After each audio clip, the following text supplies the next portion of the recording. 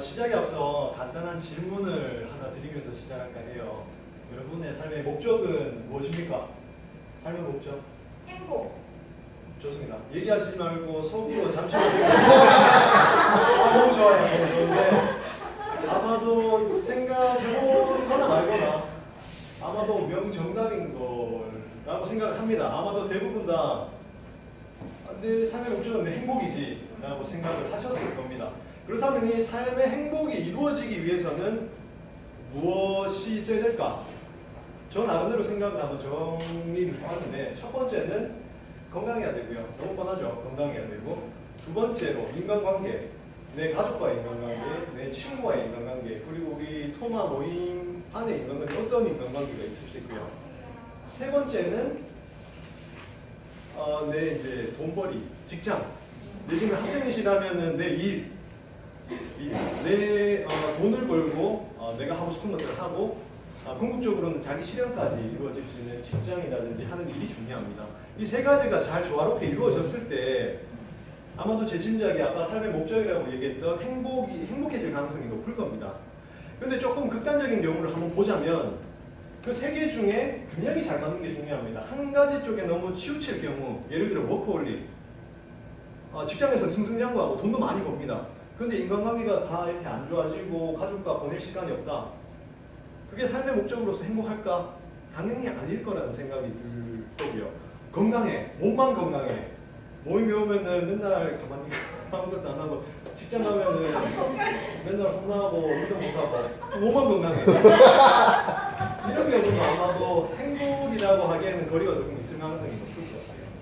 그래서 세 가지가 잘 조화롭게 맞춰졌을 때 우리의 삶은 행복해질 가능성이 높다. 우리의 삶은 행복인데 그렇다면 이 조화를 잘 이루기 위해서는 무엇이 어떤 게 중요할까를 저는 또 생각을 해봤습니다.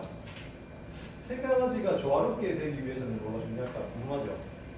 제가 차차 말씀드리고 최근에 제가 재밌는 한번 책을 보면서 재밌는 실험을 하나 봤습니다. 요즘 보면 뭐 실험들 특이한 게 많더라고요. 맥주를 마시면 행복지수가 올라간다. 소주를 섞어 마시면 더 올라간다. 치킨이랑 먹으면 더더 올라간다. 들으면은 그렇지 하지만 뭐 이런 게 실험이야. 근데 제가 최근에 봤던 실험은 나름 뭐 의미가 있을 수 있겠다는 실험을 본 게 있거든요. 한 행동 심리학자가 제가 이름은 복잡해서 영국의 행동 심리학자였습니다. 이 사람이 대략 20명 정도를 모았습니다. 20명 정도를 모아서 신문을 한 장 던져줍니다. 아시겠지만 신문이 대략 뭐 한 하루 수 분량이 대략 20페이지 정도 넓죠. 그리고 글자가 작습니다. 작은데 이 사람이 그 20명에게 시킨 일이 신문을 꼼꼼하게 읽어보세요. 그리고 그 중에 오탈자를 찾아보세요. 틀린 글자들. 그것을 찾아서 2시간 안에 그 앞에 있는 조교에게 준다면 당신은 30만 원을 받을 겁니다. 라고 이렇게 시킨 거죠. 20명에게. 결과가 조금은 재미나게 나왔는데 그 중에 80% 대략 한두 명 정도는 이 오탈자 숫자를 틀려서 돈을 못 받았습니다. 근데 대부분 80% 정도가 받았는데 대략 1시간 반, 2시간 정도 사이에서 걸렸어요. 근데 재미나게 3-4명 정도는 1분 안에 갑자기 돈을 받아가기 시작합니다. 1분 안에. 무슨 일이 있었습니까? 생각해보니까 이 행동심리학자는 조그마한 장치를 하나 설치했는데 우리가 신문을 보면은 광고들이 중간에 크게 있지 않습니까? 크게.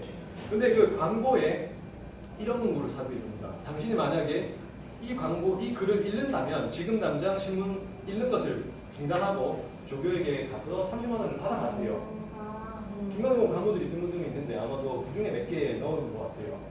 근데 그것도 재미나긴 한데 16명은 처음부터 끝까지 다 읽었어요. 이게 실험 결과라서 이거는 확실한 결과인가 봅니다. 왜 그렇습니까? 궁금하죠? 네, 저도 조금 궁금하더라고요. 그런 것들은 차차 또 말씀을 드리고요.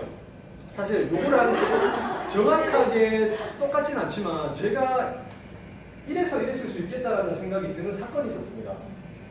제가 지금은 다행스럽게 졸업을 잘 했는데 대학원 생활을 좀 했던 적이 있습니다. 대학원 생활을 했는데 졸업 심사를 함에 있어서 졸업 심사를 졸업 논문을 발표하게 됐습니다. 대략 5분 정도를 그쪽분에 유명한 5분을 모셔서 이제 학위 논문을 심사하는데 저희 연구실에서 항상 했던 게 당연한 얘기지만 리허설을 합니다. 저희 지도 교수님을 모셔놓고 대략 2시간에서 3시간 선배들이 그렇게 했었거든요.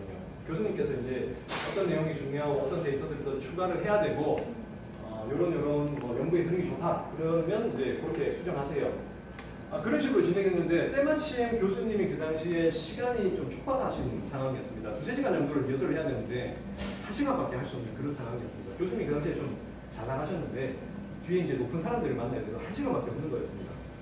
제가 대략 70~80장 정도 PPT 자료를 준비를 했었는데 5장을 못 나가고 중단을 했습니다. 5장을 못 나가고. 참 당황스러웠는데요. 시작은 이렇게 시작했습니다. 박정희 씨, 그 글자 폰트 저거 못 썼어요? 글자 폰트 맑은 거 있었는데 내가 맑은 거 쓰지 말라고 했잖아. 그리고 저 글자 크기 몇이야? 창표 색깔은 왜 저래? 색감이랑 조화가 맞아요? 글자 순서 그리고 교수 이름이 5명 있는데 누가 먼저 임명됐는지 알아? 순서가 왜 안 맞아? 한번 아이고 이래서 되겠어요? 5장 가다가 멈췄습니다. 교수님이 저희 교수님 사실 저는 개인적으로 너무 존경하는 분입니다. 하지만 이런 상황에 특정 상황에 닥치면 좀 큰 그림을 못 보시고 그 상황에 매몰돼서 그 쪽만 자꾸 파시게 되더라고요. 너무나도 훌륭하신 분임에도 불구하고 시간이 촉박하다 보니까 국부적인 영역만을 자꾸 보게 되더라고요. 저는 그런 생각이 들었습니다. 그런 경우가 종종 있었기에 우리 교수님이 왜 저럴 때 저럴까? 제 개인적으로 느낀 바에는 교수님께 심리적인 여유가 없었습니다. 그 당시에는 시간이 실제 물리적인 시간이 없었고요. 교수님이 아침에 아마도 사모님 안 좋은 일이 있으셔서 심리적인 여유가 없을 때 학생을 좀 이렇게 문제에 촉정하는 상관없이 깨는 경우가 너무나도 많았습니다. 결국에는 여유가 없었습니다. 교수님께 심리적인 여유. 우리가 앞서 제가 말씀드렸던 시험의 경우에 이 저자가 말하기를 이러한 결과를 낸 것은 3~4명의 한 1분 안에 맞췄던 사람들에게는 주변을 돌아볼 수 있는 심리적인 여유가 있었다. 우리 삶도 이와 마찬가지다. 우리가 생각보다 직장 그리고 우리 모임, 건강 각각의 수단들이 있을 텐데 이 수단들에 초점을 맞추어서 너무 그것에만 매몰됐을 경우는 우리 사람들은 그 주변을 돌아볼 여유가 없어지게 된다. 그럴 때 자칫 주변에서 발생될 수 있는 행운, 좋은 일들을 우리는 놓치게 된다. 너무 우리 삶의 행복이라고 얘기를 하고 있지만 정작 우리는 행복에 초점을 맞추지 못하고 수단에 매몰되는 경우가 너무 많다. 저는 요즘 삶을 살면서 지나가다가 꽃을 보면 꽃 색깔이 이쁘다. 새가 지저귀는 소리 들으면서 너무 좋다. 혹자는 저에게 그런 얘기를 하더라고요. 이제 아재가 된 것이다. 네, 일부 인정을 합니다.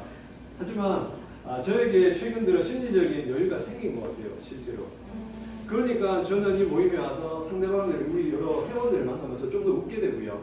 좀 더 웃다 보니 주말에 에너지를 이제 리프레시 하다 보니 직장에 가서 좀 더 씩씩하게 인사를 하게 되고 좀 더 감사하게 되더라고요.